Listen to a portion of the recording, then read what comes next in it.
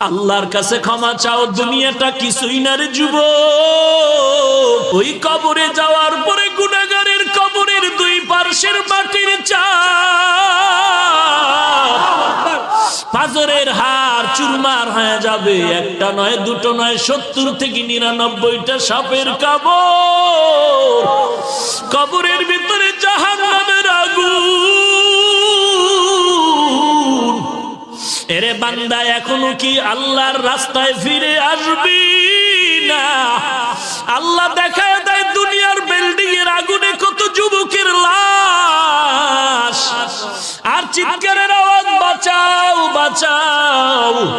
একটু চিন্তা করে দেখ, যখন আগুন লাগছিল শরীরের মধ্যে তখন ওদের কেমন লাগছিল, অবস্থাটা কেমন হয়েছিল। ওরা যখন আগুনের মধ্যে সবাই জানালা দিয়া হাত দিয়া কয়, কে আছো, আমাদের বাঁচাও। আমাদের ডানে আগুন, বামে আগুন, চতুর্দিকে আগুন।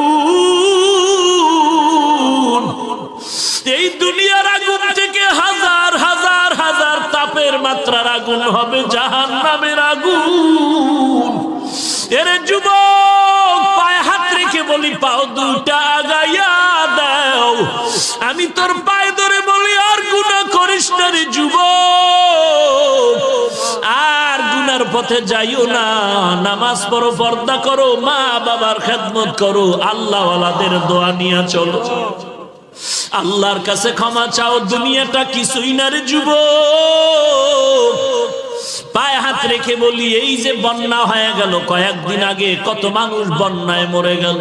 ঢাকার শহরে গাড়ির উপরে গাছ পড়লো, গাছে আঘাতে গাড়ির মধ্যে মানুষ মরে গেল। এরে বান্দা, এখান থেকে ঘরে যাওয়ার কোনো গ্যারান্টি নাই। আবার রাত্রেবেলা ঘুমাবি, ভোরবেলা উঠার কোনো গ্যারান্টি নাই। পায়ে হাত রেখে বলি, রে বাবা, তোর মতো যুবক স্কুলে পড়ে নামাজ ছাড়ে না, তুমি কেন পারবা না? তোমার মতো যুবক চাকরি করে নামাজ ছাড়ে না, তুমি কেন পারবা না? কিসের বাহাদুরি করো? কিছুই না। পায়ে হাত রেখে বলি, তওবা করে নাও, চোখের পানি ছেড়ে আল্লাহর কাছে ক্ষমা চাও, আর বলো, আল্লাহ, এই ময়দানে আমার মতো গুনাহগার কেউ নাই, তুমি মাফ করে দাও।